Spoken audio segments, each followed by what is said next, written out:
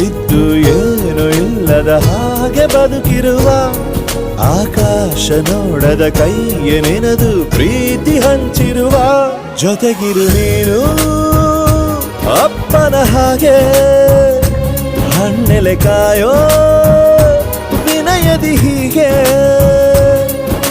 ನಿನ್ನನು ಪಡೆದ ನಾವು ಪುನೀತ ಬಾಳು ನಗು ನಗುತ್ತಾ ಬೊಂಬೆ ಹೇಳುತ್ತೈತೆ ಮತ್ತೆ ಹೇಳುತ್ತೈತೆ ನೀನೇ ರಾಜಕುಮಾರ.